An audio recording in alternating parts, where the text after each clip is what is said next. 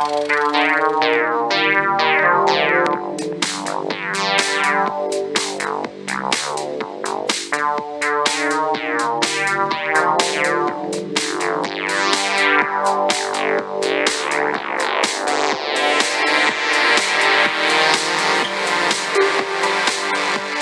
everyone, and welcome to another episode of As Seen on the Small Screen, a podcast dedicated to the overlooked and forgotten movies of television cinema.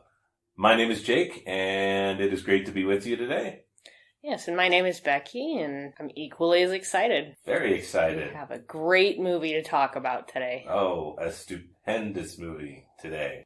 Stupendous. So, I think it would be good before we get into what we're doing to kind of give a bit of a preface. When we select the movies that we are going to see, we do so without having actually seen them first. So in other words, when we see something that looks interesting, based solely off the title, we'll make a judgment and say, oh, okay, this could potentially be interesting. Let's give it a go.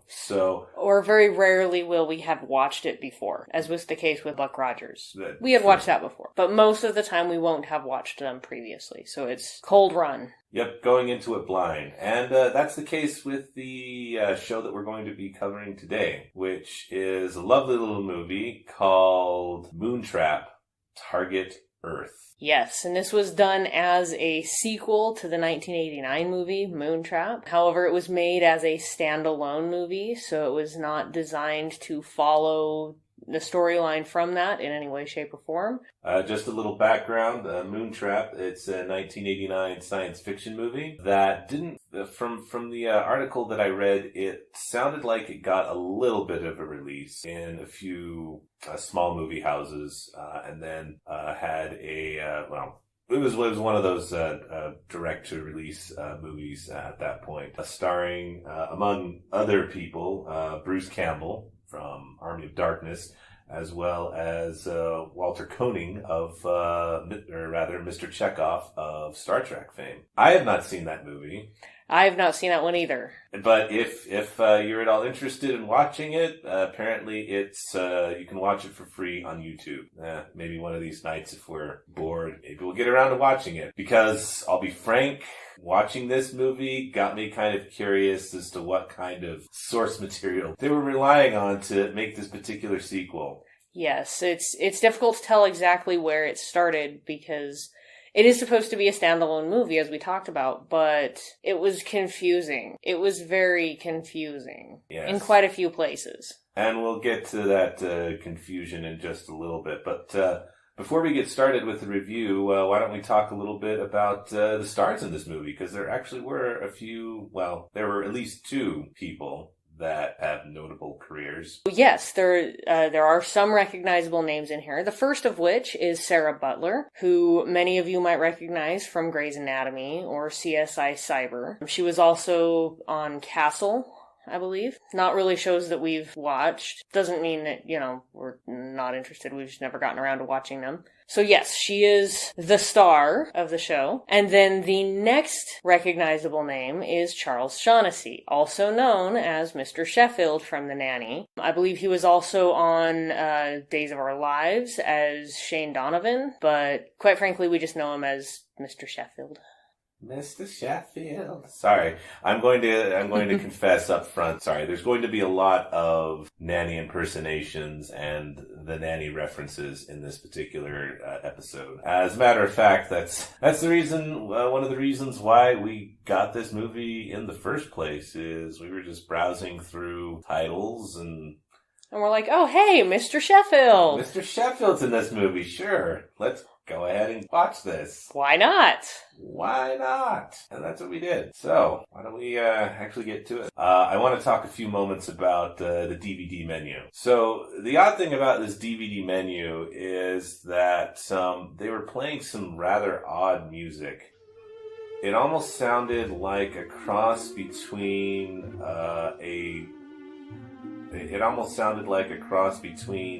one of those old whimsical science fiction movies of the 1950s, crossed with the music from like a Casper the Friendly Ghost cartoon. It was very, very odd choice of music, I thought. And odd thing is that the odd thing is that music actually shows up in the film at one point as well. So yes, and it was an interesting thing to sit and listen to that music, because yes, you felt like you were getting ready to watch a Saturday morning cartoon mixed with a 1950s sci-fi, like you had explained. True. Although in the aftermath, I think I much would have preferred to watch this Saturday morning cartoon. Yeah, gotta admit it. Don't want to spoil it too much. Let's jump on into it. So, the best place to begin, I think, with this movie is simply to say, actually, you can sum it up in the immortal words of Martin Luther King. I have a dream. In this case, it's the main character. She has many, many, many dreams in this movie. She has many dreams that are supposed to be predictory of the future, but they're confusing while they're predicting the future. Basically, you see somebody from the future in a spacesuit looking at stuff, somebody else from the future not in a spacesuit talking to her, all set to like a background of fire or lava or a nuclear explosion.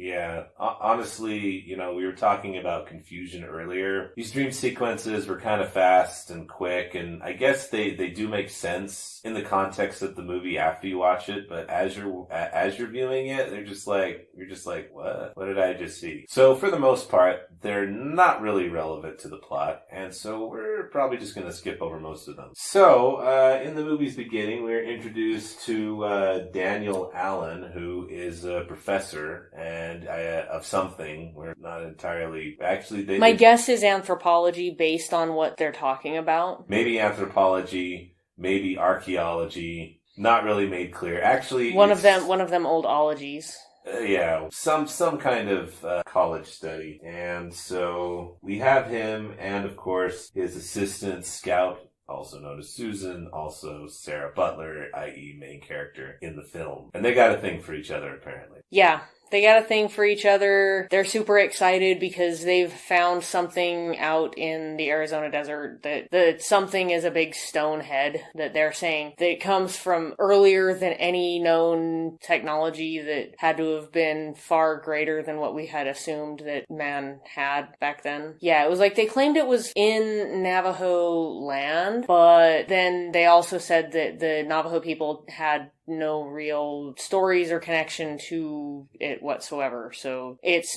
a mystery. They don't know exactly where it came from. Exactly. So while they're discussing this monumental discovery, the good professor gets a phone call. We know his name is Brian, and apparently he's the rival of the professor. To an extent, because then they're talking about how Brian has found something else that is going to far surpass what Danny has found, and that's about really all that we get from that particular encounter. Exactly. Well, that and the fact that obviously this Brian fellow must be incredibly expendable because in spite of his claims, his hairline is kind of disappearing over the horizon and has nothing on the incredibly hot Professor Allen. So, not that I'm foreshadowing. Not that foreshadowing even matters in this movie. We cut to Brian, and in walks Mr. Sheffield, or in this movie known as Richard Control. We're just going to call him Mr. Sheffield. Okay, I'm going to call him Mr. Sheffield. Right. Just know that in the movie he's called Control. He is then Mr. Sheffield is then indicating that this thing that has been found by Brian is not actually some ancient human artifact. It is in fact an ancient alien spacecraft. In other words, it's something that looks pyramid-ish, but it's not a perfect pyramid. It's like an isosceles pyramid. In walks Control and discusses how this is actually an alien spacecraft instead of just some random pyramid. And it's got some weird writings on it, but they discuss, it's an alien spacecraft, and then Control promptly makes sure that Brian ends up dead because he wants to keep this from going out to the public. Exactly, because we should note here that Mr. Sheffield, he's basically the head or a puppet in some major corporation that we never actually find out the name of or the purpose of. For all intents and purposes, I'm just going to say that he's the head of Evil Corp because that's basically all it really does in the film. His purpose throughout the entire film is difficult to pinpoint because he wants to please Evil Corp, but he also wants to keep based on Evil Corp's wishes. He wants to keep this alien spacecraft from becoming knowledge amongst human beings. Yes, wants to keep it out of the public eye, like any good, humble servant of the Illuminati.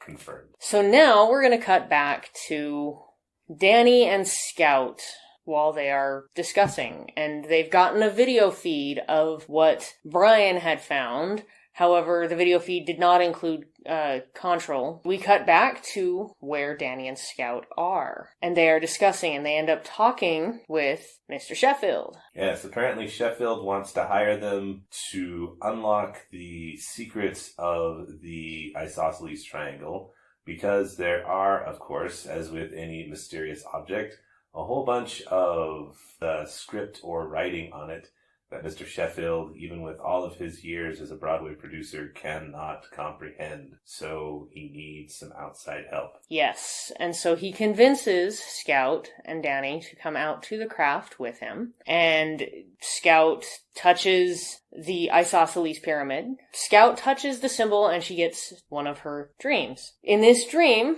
she gets a vision of the people from whom the isosceles pyramid came. And here we have probably one of the more interesting odd leaps of logic this movie takes, because she has this dream, and from that dream, just magically, she comes up with the idea of, oh, no, actually, this is not an alien spacecraft from another world. This is actually a craft of some kind from the Earth's past. To be exact, about 14,000 years in the past. Don't ask me how she arrived at this conclusion. I'm not sure, and honestly, I don't even think the movie knows, because all of a sudden it's just like, oh, yep, it's this. And that's the direction we're heading from this point on. She knows by touching the glyphs and by the dream. Yep. And that's the only reason why we're going into the details in that particular scene, because it makes no sense. Right. So armed with this new knowledge, they go and visit the Evil Council. Yeah, basically this was again one of the weirder scenes in the movie. So they go into this empty room with a balcony in the background, and there's a whole bunch of people standing in this balcony, and it's shot from such an angle that you really can't see any of the people up on the balcony. They're all members of the Faceless Corporation. Yes. Is basically what that's trying to go for with that particular scene. So, yeah, there you go. We've got the Evil Council. And Scout and Danny try to convince the Evil Council that what they know about it, that it is from the distant past, and that the glyphs, the writings, were actually supposed to be a letter written to people in the distant future from when this happened, when this pyramid became a thing. Yeah, but not just any letter. It's a love letter to God. Yes. Mm-hmm. It's a love letter to God. And so Evil Corp, you know what, they're not really impressed, because this is not what they want to hear. So Scout and Danny are completely kicked off of the project, even though they beg and plead to stay on doing the research and figuring out what all of this means. So, yes, the professor and Susan are no longer on Gilligan's Island. They've been kicked off officially. Susan is kind of angry about this, and because she has seen through Evil Corp's wicked designs, they just want to keep all of this knowledge and the existence of this craft all to themselves. So she's not going to stand up for it, because I guess she's she's not going to stand for it. So yeah. she's going to stand up against them by making it go public with Danny, and they were going to do it no matter what. Exactly.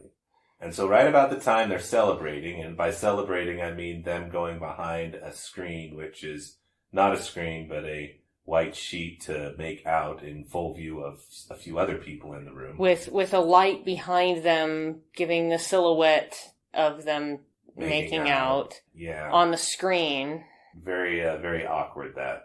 A little bit of a continuity problem there, but... Yeah, just a bit. Because they're celebrating with their assistant, who maybe you've seen like once or twice. And anyway, there's a knock on the door.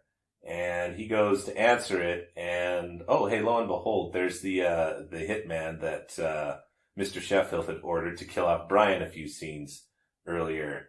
And this, the actress they got to play this hit person is really, she's really something else, because she just, I don't know, it's like the way she delivers her lines is, it's like she basically delivers her lines like a classical actor right before she takes out a gun and starts shooting, which is actually what she does in this scene.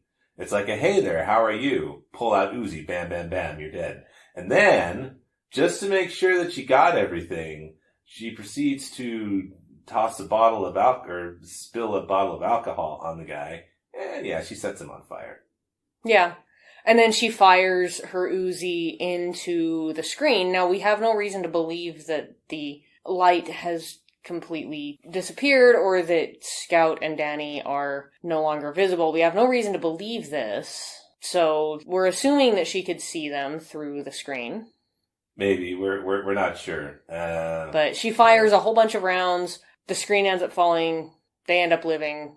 So she somehow missed the targets that should have been very easily visible. But we couldn't kill them, because then that would be a very different movie. Oh, yes. Very, very different. So we cut back to Evil Corp, who are in the process of creating a 1983 Vectrix version of the spacecraft in in their mobile command unit, which basically doubles as a food truck.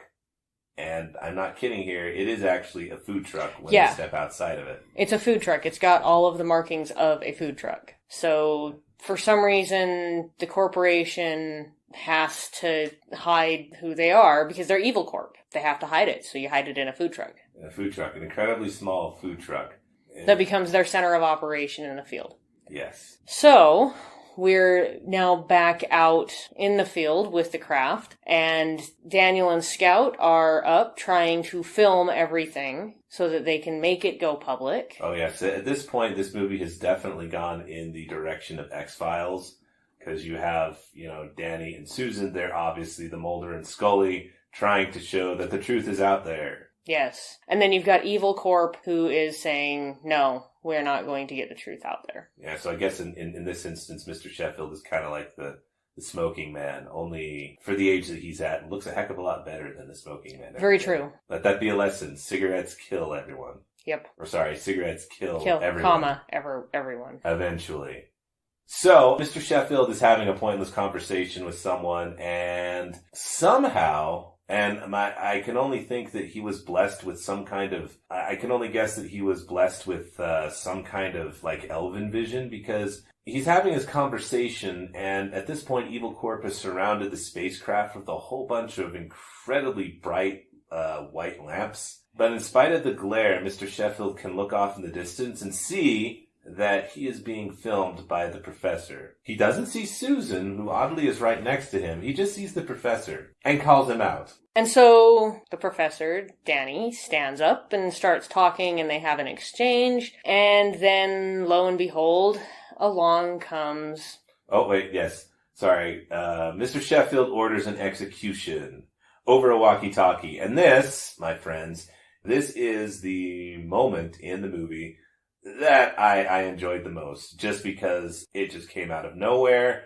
It was random and so over the top, but so incredibly crazy that it actually was enjoyable. Yes, never did we actually think that we would laugh at the idea of an Apache helicopter coming out of nowhere and mowing down. Oh, not just professor. Out of nowhere. It was apparently behind his back. Directly behind them, and they did not hear it. They didn't hear it. They didn't see it. It just manages to make an incredibly good stealth roll, sneak up behind them, and then boom, boom with the twin Gatling cannons or Vulcan cannons, depending on what its armaments were. So yeah, Professor Allen, he gets taken out by the twin guns of an attack helicopter, and that is his death in the film. This from the company that can't apparently splurge to get a larger vehicle for their unit command, but apparently they can afford a helicopter. So yeah. Anyway, the professor, he isn't really hurt that bad, because there's not really a whole lot of blood. He dies anyway, in spite of the fact that he just got mowed down by an Apache helicopter. Well, yeah.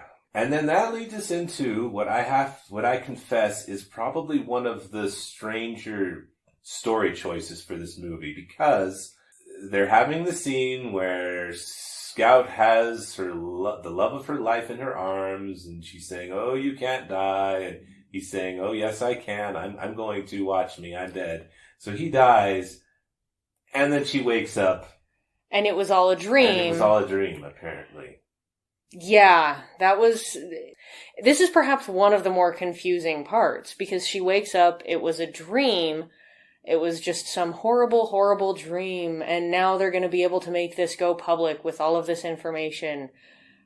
So it's kind of weird, because in every dream sequence up to this point, it's always interrupted by her waking up. But when she has this dream where she wakes up in bed, they suddenly cut to her just with this blank look on her face in a truck. So there's like no indicator to say, oh, well, this was a dream. Yeah, it looks like it was part of something, and I get the whole she dreamed that she had a dream kind of a thing. That, I can understand that, right? But yeah, there's no indicator that this was a dream, so we had to surmise that it was. Exactly. And so while this is happening, she wanders into a cafe, and she has a very long, confusing conversation with a waitress that really goes nowhere. Yeah, does nothing for the plot. Except maybe still her resolve that now that she's alone, well, by gum, she's going to finish what she started. So she goes and sharpens a knife. Yep. So then we cut from the cafe back to Evil Corp, where Contral is arguing with the faceless Evil Council. Yeah, Evil Council apparently wants Mr. Sheffield to just destroy the object because, I don't know, they don't really give a reason. Right. And Mr. Sheffield is like, oh no, this could be beneficial to the human race. We could learn so much. And yeah, apparently the Evil Corp Council is not having any of it. They want it destroyed. So the Evil Council, they leave. Mr. Sheffield is alone, and all of a sudden you get one of those incredibly personal, up-close shots, which leads you to think that, something's going on in the background that you're not supposed to know. Because Susan somehow manages to sneak past all of the mammoth security they have with a knife and basically holds it at Mr. Sheffield's throat. But before she's able to do anything about it, suddenly she is ambushed by the hitman. By the hitman. Or hitwoman. Hitwoman, yes, in this case. And yes, Susan is captured. And she's taken back to the ship because apparently she's got some connection to the ship, and they want her to help provide whatever information they possibly can about it. They want to, Mr. Sheffield mainly wants to get into the ship, and he's pretty sure that Susan, for whatever reason, is the key to it all. So they head back to their little food truck, and from there go to the ship. And when they're at the ship, Mr. Sheffield and Scout are having a discussion, quote unquote. Discussion meaning that they're threatening each other, they're making crude blowjob jokes and references to each other constantly. Yeah, and throwing out the F word quite a few times. So that being said, this is not a family-friendly movie. If I were to act in proxy for the Motion Picture Association, this movie definitely would have been an R for its language and sexual depictions of the human body. Yes, and quite a few crude references to various different sexual acts. Just verbal references. You don't see anything, just verbal references. So they're on the spacecraft. They're having this conversation. Mr. Sheffield wants Scout to touch the spaceship, which he does. Mr. Sheffield has a giant monologue, and then all of a sudden, a hole opens up in the ship. And he's swallowed by the ship. Yes. And in his place, we have a giant red robot. Giant red robot. Before we go into too much detail on this robot, you've got to understand that on the cover, as well as on the DVD menu, they did have robots. Okay? But the robots that you see depicted on the cover and on the DVD menu make you think like robots from Pacific Rim. Or Transformers. huge, gigantic robots that are super hyper powerful. That's not what you see in the movie. Nope. At all. What you see in the movie is, well, it's a tall robot. I would say maybe about 7.5, maybe 8 feet tall. A robot that kind of looks like a very tall version of Rob the Robot, the robot for Nintendo. The one to play with Rob, the extraordinary video robot. Batteries not included. Only it's red instead of kind of gray.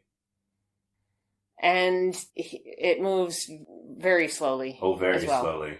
Very slowly. Like, think about, is it called Gizmo? That's the robot that, was it Nissan made or Toyota made or something like that? Oh. That can walk around and they've been able to program it to do various things. Yeah. It's not Gizmo, it's... a Gizmodo or something like that. Yeah. Or, it's just a geriatric robot because, it's been around for 14,000 years. Can't expect it to be It might be fast. rusty. We Yeah. can cut it some slack. Sure, It might be why rusty. not?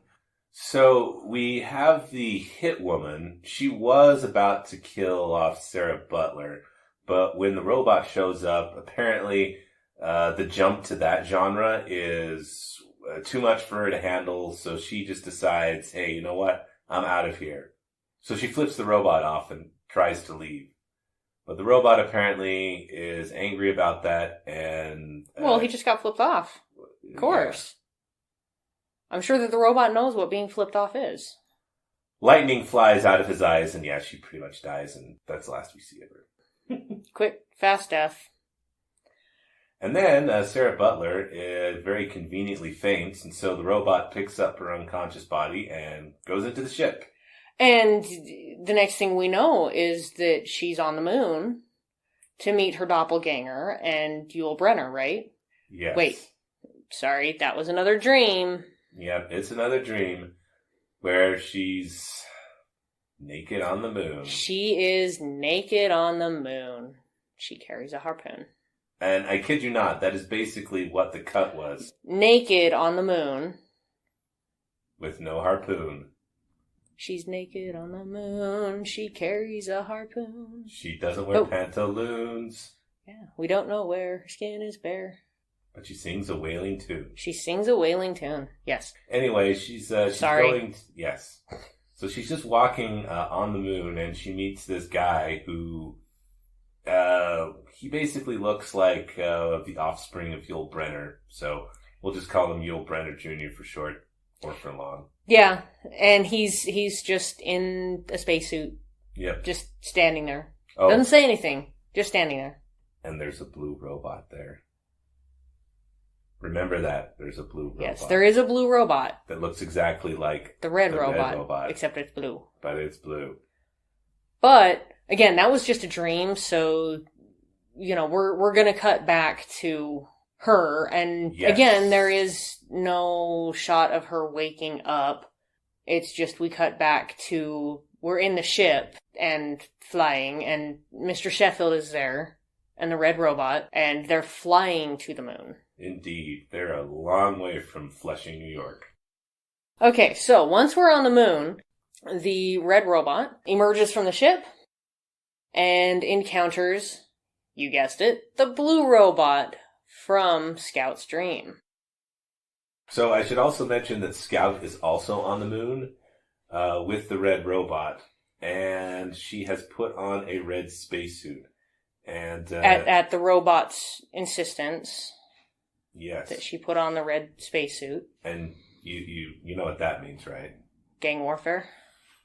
Kind of. Basically, it means that she's the lady in red, while everyone else is wearing tan. Ah, yes. So anyway, a colossal battle ensues between the robots. So basically, it's a rock'em sock'em robot battle on the moon, because you've got the red robot and the blue robot, and they're basically taking swings at each other. They're slugging it out in the middle of the ring. A right to the jaw. My block is knocked off! But they're not physical swings. They're not punching at each other to try to get the other one's head to pop off.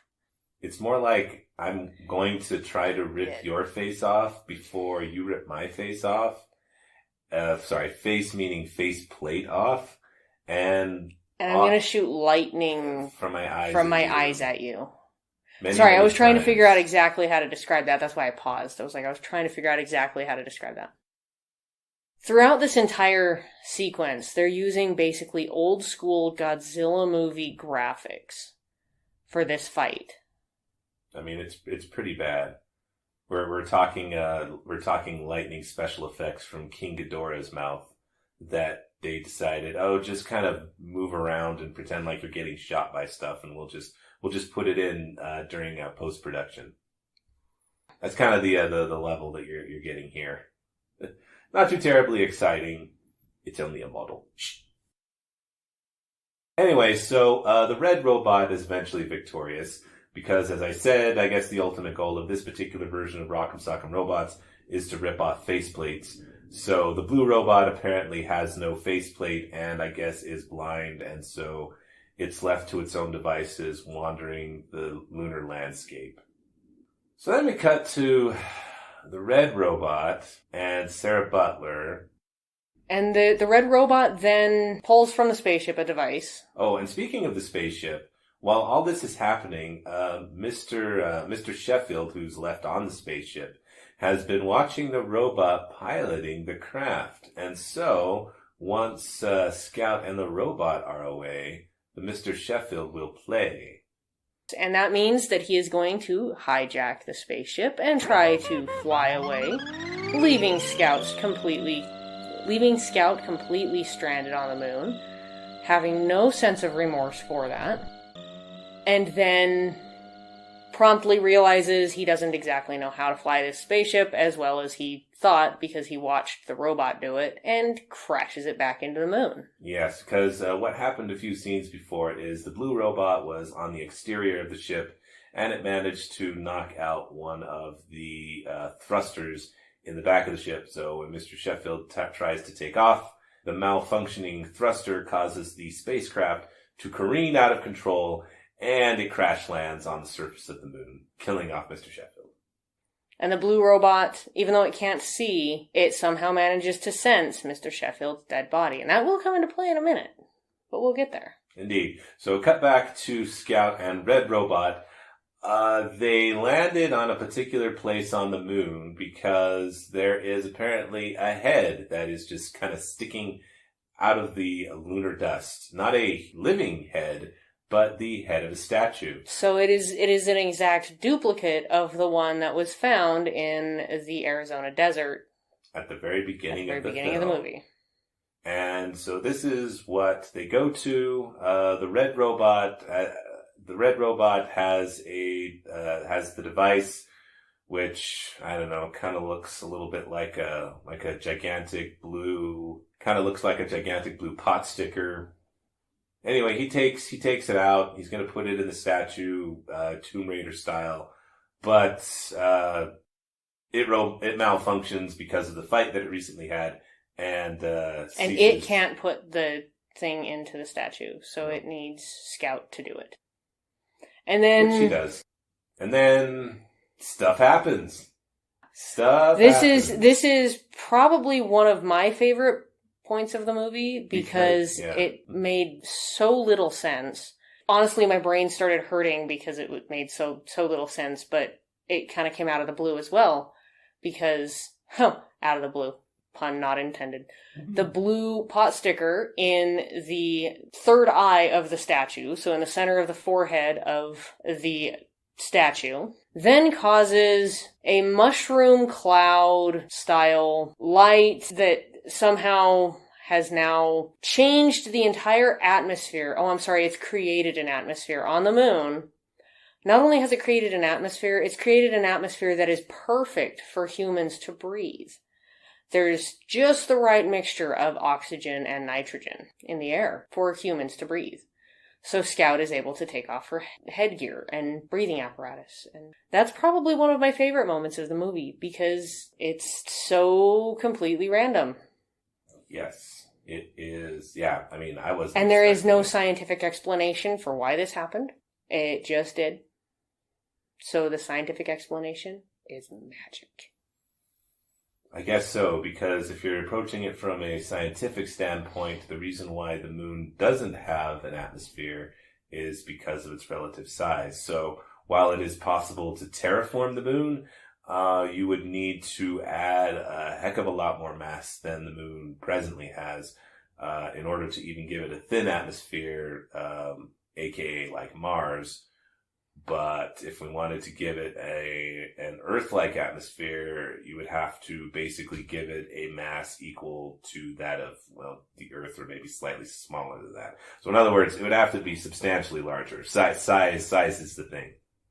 Yes. So effectively the description of why this does what it does is magic. So along with the statue, you have a Star Wars pagoda that just has kind of appeared out of nowhere. So Scout decides that she's going to investigate this building. So Scout gets into the Star Wars pagoda, and we have the final reveal, which is Yul Brynner.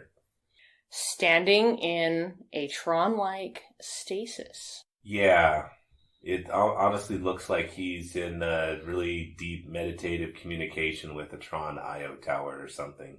Because he's surrounded on all sides by these weird bars of blue light. Yes. So Scout is just kind of contemplating this for a few moments.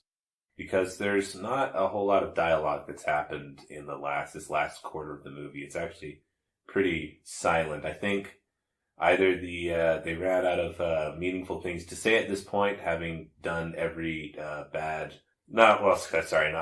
done every crude, colorful metaphor in the book, or maybe the script just ended, or just used the F word as every possible part of speech as much as they could. But we're not quite done with the colorful metaphors, because out of nowhere you get the blue robot. It's what? Back. I know. And not only is it back, it has Contral's face. It has ripped off Contral's face from his dead body and put it onto its own face, because even though the robot was able to sense and figure out and see that Mr. Sheffield's body was there, it couldn't see without a faceplate, so it decided to borrow one. And We're not even going to go into what happens to a human face when exposed to the vacuum of space. Because you have to suspend your disbelief. Oh, you totally have to. Now, before you say to yourself, oh my gosh, that's awesome, I'll confess, it's kind of underwhelming, because they didn't do a very good job of... It wasn't a very good mold. It didn't really look like Charles Shaughnessy's face. At all. Well, it kind of did, but it was like really stretched out. Kind of did. And yeah. Kind of plastic looking. So it was long and stretched out and had to be... It looked like it had been made on the mold and then stretched out to fit over the top of the robot. And they just didn't care. Yep. Didn't care one bit. Anyway, so there's a final conflict that's really kind of anticlimactic, because the robot gets its head trapped in a door and, in Terminator style, gets chopped off. And that's the end of the short-lived life of Robo Shaughnessy. And Rock'em Sock'em Robots, I guess they did actually get to knock one of the other's heads off. Not quite Rock'em Sock'em Robot style. It's like 2017 version of Rock'em Sock'em Robots. So, Then Scout comes to a rather interesting conclusion at this point. I guess mentally she's just had it with the human race and everything in general.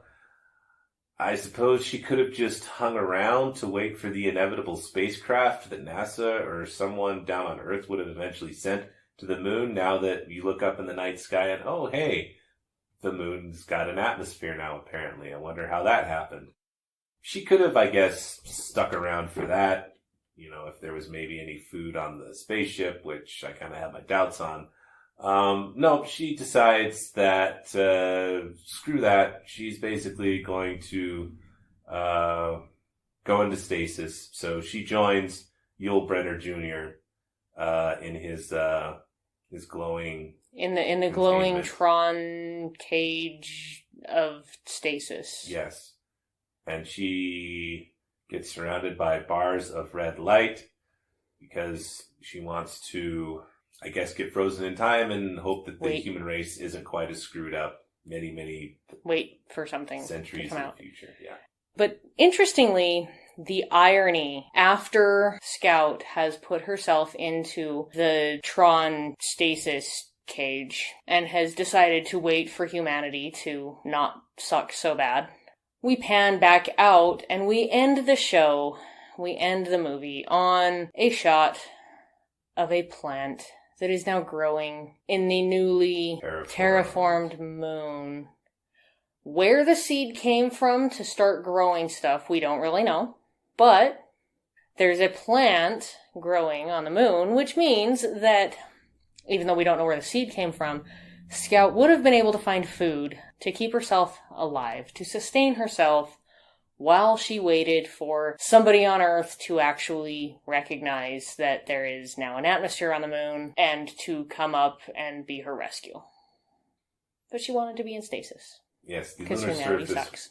Yes, the lunar surface, which I must add, doesn't have any nitrogen in it, really. So how a plant could even grow? Well, I have a theory on that. Since the body of Robo Sheffield was not too far away, my theory is that its last act, Mr. Sheffield's face's last act, was to shed a single tear that fell upon the Martian soil and made a plant. And that's my theory. And his body decomposed because there was now oxygen in the air to actually make it decompose. So that put nitrogen in the ground. So we see Mr. Sheffield growing out of the moon. Of course, we've both seen The Martian. We know how to make plants on alien planets. You just need tons and tons of dung. Exactly. So yeah, there you have it. Moontrap Target Earth in its entirety. And if you are confused, don't worry. So are we. Because it's been a couple of days since we watched this, and there's still some questions that we haven't been able to figure out the answer to, even discussing between ourselves and trying to come up with theories. What was the blue pot sticker crystal? Other than it being the key to a 14,000-year-old fetch quest from a video game? Who knows? Yeah. Why was the blue robot trying to stop the red robot and Scout from doing the thing with the crystal? Because, for all intents and purposes, the blue robot was supposed to be helping, but it was not doing that at all. It was trying to stop everything from progressing. That made no sense. We still have no clue what kind of corporation Mr. Sheffield was really working for. And I guess we never will, because we never see them after the spaceship takes off. And he dies, so and there you go. And then my ultimate question, how do we know that all of this wasn't just another one of Scout's random dreams? Based on the really quick cuts that this movie uses to transition from one scene to another, I'm almost thinking that the first dream sequence we see at the very beginning of the movie was the reality, and everything else that we saw from that point forward was just a dream. Yeah, it was just a delusion. Yeah, because that would make about as much sense as the rest of the movie. Mm. And this is no slight against any of the actors that participated in this, because this is what we call a paycheck film. Yep, this is the type of movie where we say where it's called an actor. They need to keep the bills paid. They need to keep the mouths feed. So their agent says, "Hey, we got this. It pays this amount." And the actor's like, "Okay, I'll do it." Yep. It's money. It is. It's all good. But I have to say, in spite of it all, Mr. Sheffield, who, is an actor that we have actually seen do stuff before. Yeah, he basically is Mr. Sheffield throughout this entire movie. If Mr. Sheffield was a complete asshole. Yes. And worked for a big bad evil corporation. But he is still Mr. Sheffield. I mean, in mannerisms and everything. Oh, yeah. Mannerisms and stuff, he's still got the Mr. Sheffield thing going. But, you have to basically take Mr. Sheffield and make him a complete asshole. Overall impressions. Did we like this movie? I liked little parts of the movie. There were parts of the movie, and I could see that the movie would have potential, but you need a lot more exposition than what was given. Yeah. You need a lot more explanation of stuff that happened. So either this is an incredible work of art, or it's just an example of some not so great writing. And my guess is it's probably the latter. It's kind of the movie where you'd almost expect to have someone have to explain it to you, you know? And while you're watching it, someone has to stop and explain, okay, now this is what's going on, and this is what you're going to see. And that, to me, is a sign of poor writing, because the writing itself should be telling the story. Dreams and dream sequences have their place, but when you rely on them really heavily like this movie did, you run into problems. Especially when there's no logical connections.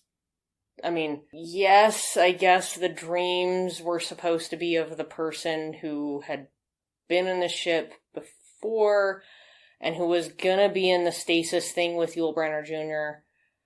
And so you do see that, so I guess it's supposed to be flashes of where Scout needed to go. There is no logical explanation for it.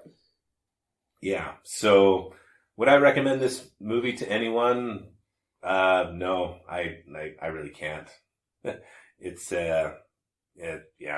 Unless you're wanting something confusing and kind of dumb. Yeah, but dumb in like I mean, I'll confess, I was kind of bored through most of this movie. I mean, it's like when you're talking about derivative, like by the numbers films, this movie was definitely it, but it was like, let's see how many of these cliches we can cram into a single movie. How many genres and subgenres can we use or utilize? And yeah, it seemed like more than one movie kind of mushed together. More than one storyline kind of smushed together. So there we go. I think we have fully exhausted the conversation that we meant to have about this particular movie. So yeah. There you go. We're not necessarily going to recommend it, but we won't stop you. Yeah. If you really want to watch it. If you really want to watch a science fiction movie that kind of has an artsy-fartsy twist to it, or an artsy-fartsy feel, not a twist.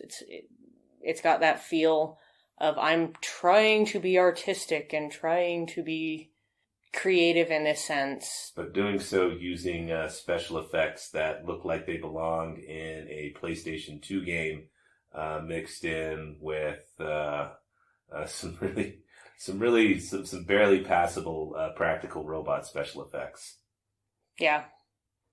So, there we are. Yep, so if you're really curious, you can get the movie on DVD. That's how we watched it. Apparently it's also available on, hey, surprise, a number of streaming services. You can watch it courtesy of Amazon Video, as well as Tubi TV, I think, also has it to view. Yeah, so. But it's not on Netflix. It's not available on Hulu. Nope. Or Vudu. So. Alrighty, and I believe that's the show for today. So thank you very much for tuning in, and we hope you join us next time. Again, I'm Jake. I'm Becky. And we hope you all have a good rest of your day, week, month. Just have a good time, because life is great. We'll talk to you soon. Bye-bye. Have a good one.